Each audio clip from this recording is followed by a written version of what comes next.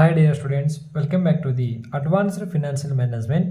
So friends, ಈಗ already ನಾವು advanced financial ಮ್ಯಾನೇಜ್ಮೆಂಟಲ್ಲಿ dividend decision ಚಾಪ್ಟರನ್ನು ಈಗ ಆಲ್ರೆಡಿ ಡಿಸ್ಕಸ್ ಮಾಡ್ತಾ ಇದ್ದೀವಿ. ಸೊ ಅದರಲ್ಲಿ ಲಾಸ್ಟ್ ವಿಡಿಯೋದಲ್ಲಿ ಏನು ಮಾಡಿದ್ವಿ, ನಾವು ಥಿಯರಿ ಕಾನ್ಸೆಪ್ಟನ್ನು ಸಂಪೂರ್ಣವಾಗಿ ಡಿಸ್ಕಸ್ ಮಾಡ್ತೀವಿ ಅದರಲ್ಲಿ. ಸೊ ಇವತ್ತಿನ ಈ ವಿಡಿಯೋದಲ್ಲಿ ಏನು ಮಾಡ್ತೋಗೋಣ, ನಾವು ಪ್ರಾಬ್ಲಮ್ಸ್ಗಳನ್ನು ಡಿಸ್ಕಸ್ ಮಾಡ್ತೋಗೋಣ ಅಂತ.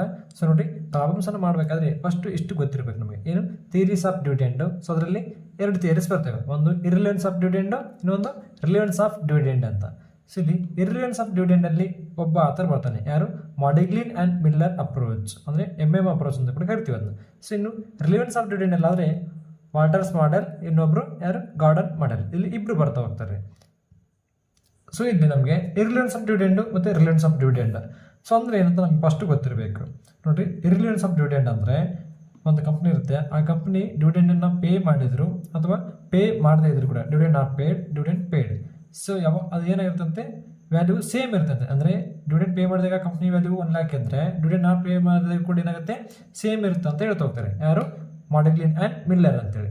ಬಟ್ ಆದರೆ ಇವ್ರು ಏನು ಹೇಳ್ತಾ ಹೋಗ್ತಾರೆ, ಡಿವಿಡೆಂಡನ್ನು ಪೇ ಮಾಡಿದರೆ 2 lakh ಇದ್ದರೆ ಡಿವಿಡೆಂಡನ್ನು ನಾಟ್ ಪೇ ಮಾಡಿದಾಗ 1 lakh ಇರುತ್ತೆ. ಅಂದರೆ ಚೇಂಜಸ್ ಆಗುತ್ತೆ ಅಂತ ಹೇಳ್ತಾರೆ. ಇಷ್ಟೇ ಇರುತ್ತೆ ಅಂತಲ್ಲ, ಏನಾಗ್ತಾ ಹೋಗ್ತವೆ, ವೇರಿಯೇಷನ್ ಇರ್ತವೆ, ಸೇಮ್ ಇರಲ್ಲ, ಬದಲಾವಣೆ ಆಗ್ತಾ ಹೋಗ್ತವೆ ಅಂತ ಹೇಳ್ತಾ ಹೋಗ್ತಾರೆ. ಯಾರು? ವಾಟರ್ಸ್ ಮಾಡೆಲ್, ಇನ್ನು ಗಾರ್ಡನ್ ಮಾಡೆಲ್. ಬಟ್ ಆದರೆ ಈ ಮಾಡಿಗ್ಲಿನ್ ಮಿಲ್ಲರ್ ಇದೆಲ್ಲ ಇವ್ರು ಏನಾಗ್ತಾ ಹೋಗ್ತಾರೆ, ನಮಗೆ ಎರಡೂ ಕೂಡ ಸೇಮ್ ಇರ್ತಾ ಹೋಗ್ತವೆ ಅಂತ ಹೇಳ್ತಾರೆ. ಸೊ ಅದು ಹೇಗಂತ ಈ ಪ್ರಾಬ್ಲಮನ್ನು ಡಿಸ್ಕಸ್ ಮಾಡೋದ್ರ ಮುಖಾಂತರವಾಗಿ ತಿಳ್ಕೊಳ್ತಾ ಬರೋಣ. ಯಾರ ಪ್ರಕಾರ? ಮಾಡಿಗ್ಲಿನ್ ಆ್ಯಂಡ್ ಮಿಲ್ಲರ್ ಅಪ್ರೋಚ್, ಅಂದರೆ ಎರಡು ಕೂಡ ಸೇಮ್ ಇರ್ತಾವಂತ. ನೋಡೋಣ ಅಂತ ಏನಂತ. ಸೊ ನೋಡ್ರಿ, ಇಲ್ಲಿ ನಾನು ಆಲ್ರೆಡಿ ಫಾರ್ಮೇಟನ್ನು ರೆಡಿ ಮಾಡ್ಕೊಂಡಿದ್ದೀನಿ, ಯಾವ ರೀತಿ ಕ್ಯಾಲ್ಕುಲೇಷನ್ ಮಾಡಬೇಕಲ್ಲ ಆ ಥರ. ಸೊ ಅಲ್ಲಿ ಫಾರ್ಮುಲಾ ಏನು ಬರುತ್ತೆ ನಮಗೆ, P0 = D1 + P1 / 1 + KE. ಓಕೆನಾ? ಸೊ ಇಲ್ಲಿ ವೇರ್ ಬರೆದಿದೆ ನಾನು, ಏನು? P0 D1 P1 KE. ಓಕೆನಾ? 1 ಅದು ಯಾವತ್ತಿಗೂ ಹಂಗೆ ಇರುತ್ತೆ, ಚೇಂಜಸ್ ಆಗಲ್ಲ. ಇನ್ನು ಈ ಫಾರ್ಮೇಟ್ ಅಂತ. ಓಕೆನಾ? ಇಲ್ಲಿ ಡಿವಿಡೆಂಡ್ ಪೇಡನ್ನು ಸಾಲ್ವ್ ಮಾಡೋಣ, ಈ ಕಡೆ ಡಿವಿಡೆಂಡ್ ನಾಟ್ ಪೇಡನ್ನು ಸಾಲ್ವ್ ಮಾಡೋಣ. ಸೊ ಅದಕ್ಕಿಂತ ಮುಂಚಿತವಾಗಿ ಸ್ವಲ್ಪ ಈ ಕ್ವಶನನ್ನು ಓದ್ಕೊಳ್ತಾ ಹೋಗೋಣ ಅಂತ. ಓಕೆನಾ? ಸೊ ಇಲ್ಲಿ ಹಂಗೆ ಫಾರ್ಮುಲಾ ಸ್ವಲ್ಪ ಬರೆದಿರ್ತೀನಿ ಅಂತ. P0 = D1 + P1 / 1 + KE. ಹಂಗೆ ಇಲ್ಲಿ ಎಕ್ಸ್ಪ್ಲೇನ್ ಕೊಡ್ತಾ ಏನೇನಿದೆ ಅಂತ ಹೇಳ್ತಾ ಬರ್ತೀನಿ. ಓಕೆನಾ? ಅದಕ್ಕೋಸ್ಕರ ನೋಡಿರಿ, ABC Limited has A capital of ₹10 lakh in equity shares of ₹100 each. ನೋಡ್ರಿ, ಇಲ್ಲಿ ರುಪೀಸಲ್ಲಿ ಕೊಟ್ಟಿದ್ದಾನೆ, ಎಷ್ಟು ಶೇರ್ಸ್ ಇದೆ ಅಂತ ಕೊಟ್ಟಿಲ್ಲ, ಕ್ಯಾಪಿಟಲ್ ಕೊಟ್ಟಿದ್ದಾನೆ, ಈಕ್ವಿಟಿ ಶೇರ್ನ ಕ್ಯಾಪಿಟಲ್. ಅದನ್ನು ಶೇರ್ಸ್ಗೆ ನಾವು ಕನ್ವರ್ಟ್ ಮಾಡ್ಕೊಳ್ಬೇಕು. ಅದು ಈಗ ಅಂತ ಹೇಳ್ಕೊಡ್ತಾ ಬರ್ತೀನಿ. ಏನು? ಈ 10 lakh / 100 ಅಂತ ಹೊಡೆದ್ರೆ ಎಷ್ಟು ಅಂತ ಶೇರ್ಸ್ ಬರ್ತವೆ. ಓಕೆನಾ? ಎಷ್ಟು ಬರ್ತದೆ ನೋಡ್ರಿ, 10 lakh / 100 ಪರ್ ಶೇರ್ ಮೇಲೆ 100 ಎಷ್ಟು ಅಂದರೆ 10,000 ಏನಿದಾವೆ ಈಕ್ವಿಟಿ ಶೇರ್ಸ್ ಇದಾವಂತ. ಸೊ ಮುಂದೆ ಬೇಕಾಗತ್ತೆ ನಮಗೆ, ಅದಕ್ಕೋಸ್ಕರ. ಓಕೆನಾ? ನೆಕ್ಸ್ಟ್ ಮುಂದೆ ನೋಡ್ರಿ, ಈ 10,000 ಇದೆಲ್ಲ ಪರ್ ಶೇರ್ ಮೇಲೆ ಎಷ್ಟಿದೆ, 100 rupees ಇದೆ ಅಂತೆ. ಈ 100 rupees ಇದೆಯಲ್ಲ, ಇದನ್ನೇ ನಾವು ಏನಂತ ಕರಿತೀವಿ ಹೋಗ್ತೀವಿ, P0 ಅಂತೇಳಿ ಕರಿತೀವಿ. ಓಕೆನಾ? ಪರ್ ಶೇರ್ನ ಬೆಲೆ ಇದು. Next, the shares are currently quoted at par. ಅಂದರೆ ಎಟ್ ಪಾರ್ ಅಲ್ಲಿ ಇದೆ ಅಂತ. ಎಟ್ ಪಾರ್ ಡಿಸ್ಕೌಂಟು, ಎಟ್ ಪ್ರೀಮಿಯಮ್ ಅಂತ ಬರ್ತವಲ್ಲ. ಸೊ ಇಲ್ಲಿ ಏನಿದೆ, ಎಟ್ ಪಾರ್ ಅಲ್ಲಿ ಇದೆ. ನೆಕ್ಸ್ಟ್ ಮುಂದೆ ನೋಡ್ರಿ, the company proposes to declare a dividend of ₹10 per share. ನೋಡ್ರಿ, ಕಂಪನಿ ಏನು ಮಾಡ್ತಾರೆ, ಡಿವಿಡೆಂಡನ್ನು ಪೇ ಮಾಡುತ್ತಲ್ಲ, D1 ಇದೆಲ್ಲ, ಈ D1 ಎಷ್ಟು ಕೊಡ್ತಂತೆ, ಒಂದು ಶೇರ್ಗೆ, ಅಂದರೆ ಪ್ರತಿಯೊಂದು ಶೇರ್ಗೆ ಏನು ಮಾಡ್ತಾ ಹೋಗುತ್ತೆ, 10 rupees ಕೊಡ್ತಾರಂತೆ. ಅಂದರೆ 10,000 ಶೇರ್ಸ್ ಇದಾವೆ ಟೋಟಲ್ ಆಗಿ, ಆದರೆ ಒಂದೊಂದು ಶೇರ್ ಎಷ್ಟು ಕೊಡ್ತಾರಂತೆ, 10 rupees ಕೊಡ್ತಾರೆ. ಓಕೆನಾ? P0 100 ಇದೆ, D1 ಎಷ್ಟಿದೆ, 10 rupees ಇದೆ. ಮುಂದೆ ನೋಡೋಣ ಅಂತ. At the end of the current financial year, the capitalisation rate for the risk class to which the company belongs is 12%. ಇದೇನಂದರೆ KE ಅಂತ, ಕ್ಯಾಪಿಟಲೈಸೇಷನ್ ರೇಟ್ ಅಂತ ಕೊಟ್ಟಿರ್ತಾನೆ, ಅಥವಾ ಕಾಸ್ಟ್ ಆಫ್ ಇಕ್ವಿಟಿ ಅಂತ ಕೊಟ್ಟಿರ್ತಾನೆ. ಓಕೆನಾ? KE ಅಂದ್ರೇನು, ಕಾಸ್ಟ್ ಆಫ್ ಇಕ್ವಿಟಿ. ಎಷ್ಟು ಕೊಡೋಣ, 12% ಕೊಟ್ಟಿದ್ದಾನೆ. ನಮಗೇನು ಬೇಕಾಗಿತ್ತು, P0 ಬೇಕಾಗಿತ್ತು, 100 ಇದೆ, D1 ಬೇಕಾಗಿತ್ತು, 10 ಇದೆ, KE ಬೇಕಾಗಿತ್ತು, 12% ಇದೆ. ಓಕೆನಾ? ಇನ್ನು P1 ಬೇಕು ನಮಗೆ. ಸೊ ಇದು ಕೊಟ್ಟಿರಲ್ಲ, ಇದನ್ನೇ ನಾವೇ ಕಂಡು ಹಿಡಿತೀವಿ. ಓಕೆನಾ? ಕರೆಂಟ್ ಮಾರ್ಕೆಟ್ ಪ್ರೈಸ್ ಅಂತ ಕರಿತೀವಿ ಇದನ್ನ, ಯಾವನ್ನ, P1. ಸೊ ಇದನ್ನೇ ಸಾಲ್ವ್ ಮಾಡ್ತಾ ಹೋಗೋಣ, ಏನು ಬರ್ತೀವಿ ಏನಿಲ್ಲ ಅಂತ. ಸೊ ಕ್ವಶನ್ ಮುಂದೆ ನೋಡ್ರಿ, what will be the market price of the share at the end of the year. ನೋಡ್ರಿ, market price end of the year ಎಷ್ಟಿದೆ ಅಂತ ಕಂಡುಹಿಡಿದೆ ಅಂತ ಹೇಳ್ತಾನೆ. ಇಫ್ ಎ ನೋಡ್ರಿ, ಫಸ್ಟ್ ಕ್ಯಾಲ್ಕುಲೇಷನ್, ಸೆಕೆಂಡ್, ಥರ್ಡ್, 3 ಹೇಳಿದಾನೆ. A dividend is not declared ಅಂದರೆ paid ಅಂತ ಅರ್ಥ, ಓಕೆನಾ, ಅಂದರೆ ಕೊಟ್ಟಿರಲಿಲ್ಲ ಅಂತ. ಯಾವಾಗ a dividend is not declared, dividend not paid ಅಂತ ಕರಿತೀವಲ್ಲ, ಡಿವಿಡೆಂಡ್ ನಾಟ್ ಪೇಡ್ ಅಂತ. Next A dividend is declared ಅಂದರೆ ಡಿವಿಡೆಂಡ್ ಪೇಡ್ ಅಂತ, ಓಕೆನಾ. ನೆಕ್ಸ್ಟ್ ಥರ್ಡ್ ಒನ್ ನೋಡ್ರಿ, assuming that the company pays the dividend and has net profit of rupees 5 lakh. ಇದು net profit ಅಂತಲೂ ಕರೀತಾರೆ ಅಥವಾ ನೆಟ್ ಇನ್ಕಮ್ ಅಂತ ಕರಿತೀವಿ ನಾವು, ಓಕೆನಾ. ಎಷ್ಟಿದೆ 5 lakh ಇದೆ. And make new investment of rupees 10 lakh. ನೋಡಿರಿ ನ್ಯೂ ಇನ್ವೆಸ್ಟ್ಮೆಂಟ್ ಎಷ್ಟಿದೆ ನಮಗೆ 10 lakh ಡ್ಯೂರಿಂಗ್ ದ ಪೀರಿಯಡ್. ಈ ಪೀರಿಯಡಲ್ಲಿ ನೆಟ್ ಪ್ರಾಫಿಟ್ಟು 5 lakh ಇದೆ, ನ್ಯೂ ಇನ್ವೆಸ್ಟ್ಮೆಂಟು 10 lakh ಇದೆ. ಮುಂದೆ ನೋಡಿರಿ, how many new shares must be issued ಅಂದರೆ ಎಷ್ಟು ಶೇರ್ಸನ್ನು ನ್ಯೂ ಶೇರ್ಸನ್ನು ನಾವು ಇಶ್ಯೂ ಮಾಡ್ತಿದ್ದೀವಿ ಅಂತೇಳಿ ಕಂಡುಹಿಡಿಯಿರಿ ಅಂತ ಹೇಳ್ತಿದ್ದಾನೆ, ಓಕೆನಾ. ಯೂಸ್ ದ ಮಾಡೆಲ್ ಅಥವಾ ಅಪ್ರೋಚ್. ಮಾಡೆಲಲ್ಲಿ ಅಥವಾ ಅಪ್ರೋಚಲ್ಲಿ ಯೂಸ್ ಮಾಡಿರಿ ಅಂತ ಹೇಳ್ತಾನೆ, ಇಷ್ಟು ಇನ್ಫಾರ್ಮೇಷನ್ ಕೊಟ್ಟು. ಸೊ ಈಗ ಏನು ಮಾಡ್ತಾ ಬರೋಣ ನಾವು ಇಲ್ಲಿ ಕ್ಯಾಲ್ಕುಲೇಷನನ್ನು ಮಾಡ್ತಾ ಹೋಗೋಣ ಅಂತ. ಸೊ ನೋಡಿರಿ, ಡಿವಿಡೆಂಡ್ ಪೇಡ್, ಇಲ್ಲಿ dividend not paid. So first ಇಲ್ಲಿ ವೇರನ್ನು ಬರ್ಕೊಂಬಿಡೋಣ, ಕ್ಯಾಲ್ಕುಲೇಷನ್ ಮಾಡಲಿಕ್ಕೆ ಈಸಿ ಆಗ್ತಾ ಬರುತ್ತೆ ನಮಗೆ. ನೋಡಿರಿ, ಫಸ್ಟ್ ಏನು ಬೇಕು, ಪಿ ನಾಟ್ ಅಲ್ಲ, ಪಿ ನಾಟ್ ಎಷ್ಟಿದೆ ನಮಗೆ. ಸೊ ಇಲ್ಲಿ ಆಲ್ರೆಡಿ ಬರ್ಕೊಂಡಿದ್ವಲ್ಲ, ನೋಡ್ತಾ ಹೋಗಿದ್ವಿ 100, ಓಕೆನಾ. ಪಿ ನಾಟ್ 100 ಇದೆ. ನೆಕ್ಸ್ಟ್ ಏನು ಬೇಕು ನಮಗೆ, ಡಿ ಒನ್ ಎಷ್ಟಿದೆ 10, ಓಕೆನಾ. Dividend per share 10. Next P1 ಕೊಟ್ಟಿರಲ್ಲ, ಸೊ ಇದನ್ನು ನಾವು ಕಂಡುಹಿಡಿಯಬೇಕು, ಓಕೆನಾ. ಇನ್ನೊಂದು KE ಬೇಕು, ಕಾಸ್ಟ್ ಆಫ್ ಇಕ್ವಿಟಿ ಅಥವಾ ಕಾಸ್ಟ್ ಆಫ್ ಕ್ಯಾಪಿಟಲೈಸೇಷನ್ ರೇಟ್ ಅಂತ ಕೊಟ್ಟಿದ್ದಾನೆ 12%. ಸೊ ನಮ್ಗೆ ಇಷ್ಟು ಬೇಕಾಗಿತ್ತು ಇನ್ಫಾರ್ಮೇಷನ್ ಬರ್ಕೊಂಡಿದ್ವಿ. ಸೊ ಈಗ ಇಲ್ಲಿ ಕ್ಯಾಲ್ಕುಲೇಷನ್ ಮಾಡ್ತಾ ಹೋಗೋಣ ಅಂತ. ಸೊ ಇದೇ ಫಾರ್ಮುಲಾನೇ ಇಲ್ಲಿ ಬರ್ಕೊಳ್ಳಲ್ಲ ನಾನು, ಸೊ ಇಲ್ಲಿ ಬರೋದ್ರಿಂದ ಸೊ ಡೈರೆಕ್ಟಾಗಿ ಅಪ್ಲೈ ಮಾಡ್ತಾ ಹೋಗ್ತೀನಿ. ಸೊ ನೀವು ಬರ್ಕೊಂಡು ಮಾಡ್ಬೇಕು ಎಕ್ಸಾಮಲ್ಲಿ, ಓಕೆನಾ. ಸೊ ನೋಡಿರಿ, ಪಿ ನಾಟ್ ಎಷ್ಟಿದೆ, ಪಿ ನಾಟ್ 100, ಓಕೆನಾ, ಈಕ್ವಲ್ ಟು G1 ಎಷ್ಟಿದೆ 10 ಪ್ಲಸ್ಗೆ ಪ್ಲಸ್ P1 ನೋಡ್ರಿ ಏನಿಲ್ಲ, ಕ್ವಶನ್ ಮಾರ್ಕ್ ಇಟ್ಟಿದ್ದೀವಿ, ಹೌದಲ್ಲ, ಅಂದರೆ ಅದನ್ನೇ ಕಂಡುಹಿಡಿದ್ವಿ. ಸೊ ಹಾಗಾಗಿ ಅದನ್ನೇ ಬರೆಯೋಣ ನಾವು ಕೂಡ. P1 ಡಿವೈಡೆಡ್ ಬೈ 1ಗೆ 1 ಪ್ಲಸ್ KE ಎಷ್ಟು ಕೊಟ್ಟನ್ನ 12% ಇದೆ, ಓಕೆನಾ. ಸೊ ಇದನ್ನು 0.12 ಅಂತ ತೊಗೋತೀವಿ. 0.12 ಅಂತ ಹೆಂಗೆ ಬರುತ್ತೆ ನಮಗೆ. ಸೊ ನೋಡಿರಿ, 12% ಇದೆಯಲ್ಲ, ಈ 12%ಅನ್ನು 12 ಡಿವೈಡೆಡ್ ಬೈ 100 ಅಂತ ಹೊಡೆದ್ರೆ ಬರುತ್ತೆ ನಮಗೆ 0.12. ಸೊ ಈ ಥರ ಮಾಡಿ ತೊಗೋಬೇಕಲ್ಲದ 0.12. ಸೊ ನಾವೇನು ಮಾಡಿದ್ವಿ ಈಗ, ಫಾರ್ಮುಲಾಕ್ಕೆ ಏನು ಬೇಕಾಗಿತ್ತು, ಸೊ ಅದನ್ನು ಆ್ಯಸ್ ಇಟ್ ಈಸ್ ಹಂಗೆ ಬರ್ತಿದ್ದೀವಿ ಅಷ್ಟೇ, ಕ್ಯಾಲ್ಕುಲೇಷನ್ ಮಾಡಿಲ್ಲ. ಸೊ ಈಗ ಇಲ್ಲಿ ಕ್ಯಾಲ್ಕುಲೇಷನನ್ನು ಮಾಡಬೇಕು ನೋಡಿರಿ. ಸೊ ಈ 100ನ ಇಲ್ಲಿ ಕೆಳಗಡೆ, ಇಲ್ಲಿ ಏನು ಇಲ್ಲ ಅಂದರೆ ಏನಿರುತ್ತೆ ನಮಗೆ 1 ಇರುತ್ತೆ ಅಂತ ಅರ್ಥ, ಓಕೆನಾ. ಏನೂ ಇಲ್ಲ ಅಂದರೂ ಕೂಡ 1 ಇರುತ್ತೆ ಅಂತ ಅರ್ಥ. ಸೊ ನೋಡಿರಿ, ಇದನ್ನು ಕ್ರಾಸ್ ಮಲ್ಟಿಪ್ಲಿಕೇಶನ್ ಮಾಡಬೇಕು. ನೋಡಿರಿ, 1 × 10 ಮಾಡಿದ್ರೆ ಎಷ್ಟು ಬರುತ್ತೆ, ಅದೇ 10 ಬರುತ್ತೆ.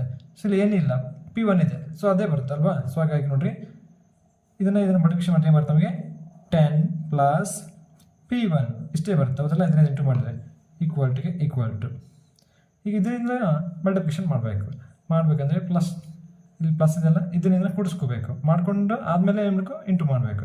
ಸೊ ಹಾಗಾಗಿ ಇದನ್ನೇ ಮಾಡಿರಿ, 100ನ ಇಲ್ಲಿ ಹಂಗೆ ಇಟ್ಕೊಳ್ರಿ. ಸೊ ಆಮೇಲೆ ಬ್ರಾಕೆಟ್ ಹಾಕಿರಿ, ಬ್ರಾಕೆಟ್ ಅಂದರೆ ಅರ್ಥ ಏನಿದು, ಇಂಟು ಅಂತ ಅರ್ಥ. ಸೊ ಇದನ್ನ ಎಷ್ಟಾಗ್ತದೆ ನೋಡಿ, ಪ್ಲಸ್ ಮಾಡಿದ್ರೆ 1 ಪ್ಲಸ್ 0.12, ಇದನ್ನು ಪ್ಲಸ್ ಮಾಡಿದ್ರೆ 1.12 ಬರುತ್ತೆ. ನೀವು ಕ್ಯಾಲ್ಕುಲೇಟ್ ಮಾಡಬೇಕು ಕೂಡ ನೋಡ್ಬೋದು, ಓಕೆನಾ. ಬ್ರಾಕೆಟ್ ಕ್ಲೋಸ್ ಮಾಡಿರಿ. ಸೊ ಇಲ್ಲಿ ಇಂಟು ಇದೆ ಅಂತ ಅರ್ಥ, ಬ್ರಾಕೆಟ್ ಇದ್ರೆ, ಓಕೆನಾ. Next 10 plus P1 same as ಹಂಗೆ ಬರ್ಕೊಳ್ರಿ, ಈಕ್ವಲ್ ಟು 100 ಇಂಟು 1.12 ಎಷ್ಟಾಗುತ್ತೆ, 100 ಇಂಟು 1.12 ಓಕೆನಾ, 112 ಇಷ್ಟು ಅಂತ. ನೆಕ್ಸ್ಟ್ ಈ P1 ಇದೆಲ್ಲ, ಸೊ ಈ P1ನ ಇಲ್ಲಿ ತೊಗೊಳ್ರಿ, ಈಕ್ವಲ್ ಟು ಈ 112ನ ಸೊ ತೊಗೊಳ್ರಿ. ನೆಕ್ಸ್ಟ್ ಇಲ್ಲಿ ಪ್ಲಸ್ 10 ಇದೆ, ಹೌದಲ್ಲ. ಸೊ ಇದು ಈ ಕಡೆ ಬಂದರೆ ಏನಾಗುತ್ತೆ, -10 ಆಗುತ್ತೆ ನಮಗೆ. So next P1 equal to 112ಅಲ್ಲಿ 10 ಹೋದರೆ ಎಷ್ಟು ಉಳಿತು ನಮಗೆ, 112ಅಲ್ಲಿ -10 112, ಓಕೆನಾ. ಸೊ ಇದು ಯಾವಾಗ ಡಿವಿಡೆಂಡ್ ಪೇ ಮಾಡಿದ್ರೆ 112 ಉಳಿಯುತ್ತೆ. ಡಿವಿಡೆಂಡ್ ನಾಟ್ ಪೇಡ್ ಆದಾಗ ಏನು ಉಳಿಯುತ್ತೆ ಹಾಗಾದರೆ. ಸೊ ನೋಡಿರಿ, ಇದೇ ಫಾರ್ಮುಲಾನೇ, ಇದನ್ನೇ ಯೂಸ್ ಮಾಡಬೇಕು. ಬಟ್ ಆದರೆ ಈ ಪ್ಲೇಸಲ್ಲಿ ಮಾತ್ರ 0 ತೊಗೋಬೇಕು 10 ತಗೊಂಡ್ರಲ್ಲಿ. ಯಾಕೆ ಹೇಳಿ, ಡಿವಿಡೆಂಡ್ ನಾಟ್ ಪೇಡಲ್ಲಿ ಇರೋದು, ಇಲ್ಲಿ ಡಿವಿಡೆಂಡ್ ಪೇಡ್ ಆಗಿದ್ದಕ್ಕೆ D1 ಪ್ಲೇಸಲ್ಲಿ 10 ತೊಗೊಂಡ್ವಿ, ಇದು ಡಿವಿಡೆಂಡ್ ಪೇಡ್, ಓಕೆನಾ. ನೆಕ್ಸ್ಟ್ ಈ ಕಡೆ ಏನು ಮಾಡ್ತೀವಿ, ನಾಟ್ ಪೇಡ್ ಅಲ್ಲ, ಸೊ ಹಾಗಾಗಿ ಡಿ ಪ್ಲೇಸಲ್ಲಿ ಮಾತ್ರ 0 ತೊಗೋಬೇಕು. ಉಳಿದಲ್ಲೇ ಎಲ್ಲ ಪ್ಲೇಸಲ್ಲಿ ಕೂಡ ಸೇಮ್ ಅದೇ ತೊಗೊತೀವಿ. 100 ಪಿ ನಾಟ್ ಇದು ಓಕೆನಾ ಈಕ್ವಲ್ ಟು ಡಿ 0 ತೊಗೋಬೇಕು. ಇವಾಗ ನಾಟ್ ಪೇಡ್ ಇದ್ದಾಗ ಎಷ್ಟು ಕೊಟ್ಟಿರ್ತಾನೆ ಅಷ್ಟು ತೊಗೋಬೇಕು. ನಾಟ್ ಪೇಡ್ ಇದ್ದಾಗ 0 plus P1 divided by 1 plus K E ಎಷ್ಟು 12% ಇದೆ, ಅಂದರೆ 0.12. ಸೊ ನೋಡಿ ಇದು ಕೂಡ ಸೇಮ್ ಇಲ್ಲಿ ಹೆಂಗೆ ಮಾಡ್ತೀವಿ ಹಂಗೆ ಮಾಡ್ಕೊಂಡು ತೊಗೋಬೇಕು. ಇದೊಂದು ಮಾತ್ರ ಚೇಂಜ್ ಆಗಿರುತ್ತೆ. ನೆಕ್ಸ್ಟ್ ಸೊ ಇದನ್ನು ಮಲ್ಟಿಪ್ಲಿಕೇಶನ್ ಮಾಡಿದ್ರೆ ಏನಾಗುತ್ತೆ ನಮಗೆ 0 ಪ್ಲಸ್ P1 ಬರುತ್ತೆ ಈಕ್ವಲ್ ಟು ಸೊ ಇದನ್ನು ಮಲ್ಟಿಪ್ಲಿಕೇಶನ್ ಮಾಡಿದ್ರೆ ಬರುತ್ತೆ ನಮಗೆ ಫಸ್ಟ್ 100 ಹಂಗೆ ಬರ್ಕೊಡ್ರಿ. ಇದರಿಂದ ಈಗ ಪ್ಲಸ್ ಮಾಡಿರಿ 1.12 ಬರುತ್ತೆ. ಸೊ ಬ್ರಾಕೆಟಲ್ಲಿ ಇಡ್ರಿ, ಅಂದರೆ ಅರ್ಥ ಏನು, ಇದು ಇಂಟು ಬ್ರಾಕೆಟ್ ಅಂತ. Next 0 plus P1 equal to 100 into 1.12 ಅಂದರೆ ಇಲ್ಲಿ ಆಲ್ರೆಡಿ ಮಲ್ಟಿಪ್ಲಿಕೇಶನ್ ಮಾಡಿದ್ವಲ್ಲ 112 ಬರುತ್ತೆ. ನೆಕ್ಸ್ಟ್ P1 ಇದು ಹಂಗೆ ಇಟ್ಕೊಡ್ರಿ ಈಕ್ವಲ್ ಟು 112, ಇಲ್ಲಿ ಪ್ಲಸ್ 0 ಇದೆ, ಸೊ ಇದು ಈ ಕಡೆ ಬಂದರೆ ಏನಾಗುತ್ತೆ -0 ಆಗ್ತದೆ. ನೆಕ್ಸ್ಟು P1 ಈಕ್ವಲ್ ಟು ಇದು ಮೈನಸ್ ಎಷ್ಟು ಉಳಿಯುತ್ತೆ ನಮಗೆ, ಅದೇ 112ನೇ ಉಳಿಯುತ್ತೆ. ಸೊ ನೋಡಿರಿ ಡಿವಿಡೆಂಡ್ ಪೇ ಮಾಡಿದಾಗ 102 ಬಂತು, ಡಿವಿಡೆಂಡ್ ನಾಟ್ ಪೇಡ್ ಮಾಡಿದಾಗ 112 ಬಂತು. ಸೊ ಇಲ್ಲಿ ಶೇರ್ಸ್ನ ಪ್ರೈಸ್ ಚೇಂಜಸ್ ಇದೆ, ಬಟ್ ಆದರೆ ಫರ್ಮ್ನ ವ್ಯಾಲ್ಯೂ ಇರುತ್ತಲ್ಲ ಸೊ ಅದು ಸೇಮ್ ಇರ್ತಾ ಹೋಗುತ್ತೆ, market value of the shares ಓಕೆನಾ. ಯಾವಾಗ ಡಿವಿಡೆಂಡ್ ಪೇ ಮಾಡಿದ್ರೆ ಸೇಮ್ ಇರುತ್ತೆ, ಡಿವಿಡೆಂಡ್ ನಾಟ್ ಪೇಡ್ ಇದ್ರು ಸೇಮ್ ಇರುತ್ತೆ ಅಂತ ಅದು ನಮಗೆ ಇಲ್ಲಿ ಗೊತ್ತಾಗ್ತಾ ಬರ್ತದೆ. ಸೊ ಹೇಗೆ ಏನು ಅಂತ ಇಲ್ಲಿ ನೋಡ್ತಾ ಹೋಗೋಣಂತೆ. ಸೊ ಇಲ್ಲಿ ಏನು ಮಾಡ್ತೇವೆ, calculation of number of new shares to be issued, ಅಂದರೆ ನ್ಯೂ ಶೇರ್ಸನ್ನು ಎಷ್ಟು ಇಶ್ಯೂ ಮಾಡಿದ್ದಾರಲ್ಲ ಅದನ್ನು ಕಂಡುಹಿಡಿಯಿರಿ ಅಂತ ಹೇಳ್ತಾನೆ 3ನೇ ಕ್ವಶನಲ್ಲಿ. ಹೇಳ್ತಾನಲ್ಲ how many new shares must be issued, ಎಷ್ಟು ಶೇರ್ಸ್ನ ಇಶ್ಯೂ ಮಾಡ್ತೀರಾ ಅಂತ ಕೇಳ್ತಾನೆ. ಫಸ್ಟ್ ಏನು ನಮಗೆ ನೆಟ್ ಇನ್ಕಮ್. ಸೊ ನೋಡ್ರಿ ಕ್ವಶನಲ್ಲಿ ಇಲ್ಲಿ ಕೊಟ್ಟಿದೆ, assuming that the company pays the dividend and has net profit after pays 5 lakh. Net profit ಅಂದ್ರೂ ಒಂದೇ, ನೆಟ್ ಇನ್ಕಮ್ ಅಂದ್ರೂ ಒಂದೇ. ಎಷ್ಟು ಕೊಡೋಣ 5 lakh. 5 lakhನ ಬರ್ಕೊಳ್ರಿ. ಸೇಮ್ ಈ ಕಡೆ ಕೂಡ 5 lakh. ನೆಕ್ಸ್ಟ್ ಏನು ಡಿವಿಡೆಂಡ್ ಪೇಯ್ಡ್, ಇಲ್ಲಿ ಡಿವಿಡೆಂಡ್ ಪೇಯ್ಡು ಇದು ನಾಟ್ ಪೇಯ್ಡ್. ಸೊ ನೋಡಿರಿ ಡಿವಿಡೆಂಡ್ ಪೇ ಮಾಡ್ಬೇಕು ಫಸ್ಟ್ ಓಕೆನಾ. ನೋಡಿರಿ ಡಿವಿಡೆಂಡ್ ಪೇ ಮಾಡಬೇಕಾದ್ರೆ ಎಷ್ಟು ಶೇರ್ಸ್ ಇದೆ ಅಂತ ಗೊತ್ತಿರಬೇಕು ನಮಗೆ. 10 lakh rupees ಕೊಟ್ಟಿದ್ದು ನಾವು ಶೇರ್ಸ್ ಕೊಟ್ಟಿರಲಿಲ್ಲ, ನಾವು ಕನ್ವರ್ಟ್ ಮಾಡ್ಕೊಂಡಿದ್ದೀವಿ ಕ್ವಶನ್ ಓದಬೇಕಾದ್ರೆ ಓಕೆನಾ. 100 rupees ಇತ್ತು ಅಂದರೆ ಏನರ್ಥ 10 lakh ಡಿವೈಡೆಡ್ ಬೈ 100 ಅಂತ ಮಾಡ್ಕೊಂಡ್ರೆ ಎಷ್ಟು ಶೇರ್ಸ್ ಇದೆ ಅಂತ ಗೊತ್ತಾಗ್ತದೆ ನಮಗೆ. ಸೊ ಹಾಗಾದರೆ 10,000 ಶೇರ್ಸ್ ಇದ್ದಾವೆ ಟೋಟಲಿ ಇಂಟು ಡಿವಿಡೆಂಡ್ ಪೇ ಮಾಡೋಕ್ಕೆ ಎಷ್ಟು ಹೇಳ 10 rupees ಪರ್ ಶೇರ್ಗೆ. D1 ಬರ್ಕೊಂಡಿದ್ವಲ್ಲ, ಸೊ ಇದು D1, ಸೊ ಇದು 10 ಎಷ್ಟಾಗುತ್ತೆ ಅದು 10,000 ಇಂಟು 10 ಎಷ್ಟು 1 lakh rupees ಆಯಿತು. ಇಲ್ಲಿ ಮಾತ್ರ ತೊಗೋಬೇಕು ಡಿವಿಡೆಂಡ್ ಪೇಡಲ್ಲಿ ಓಕೆನಾ. ಇದು ನಾಟ್ ಪೇಡ್ ಅಲ್ಲ, ಸೊ ಹಾಗಾಗಿ ನಿಲ್ 0. ಸೊ ಈಗ ಇದರಲ್ಲಿ ಇದನ್ನು ಮೈನಸ್ ಮಾಡಿದ್ರೆ ಎಷ್ಟು ಉಳಿತು 4 lakh ಉಳಿತು, ಇಲ್ಲಿ ಅದೇ 5 lakh ಉಳಿತು. ಸೊ ಇದನ್ನು ನಾವು ಏನಂತ ಕರಿತೀವಿ ರಿಟೇನ್ ಅರ್ನಿಂಗ್ಸ್ ಅಂತೇಳಿ ಕರಿತೀವಿ. ನೆಕ್ಸ್ಟ್ ಮೈನಸ್ ನ್ಯೂ ಇನ್ವೆಸ್ಟ್ಮೆಂಟ್ ಕ್ವಶನಲ್ಲಿ ಇರುತ್ತೆ ನೋಡಿರಿ. And makes a new investment of rupees 10 lakh, ಇದೆಲ್ಲ ನ್ಯೂ ಇನ್ವೆಸ್ಟ್ಮೆಂಟು. ಸೊ ನ್ಯೂ ಇನ್ವೆಸ್ಟ್ಮೆಂಟನ್ನು ಸೇಮ್ ಎರಡು ಕಡೆನೂ ಹಾಕಿರಿ 10 lakh 10 lakh.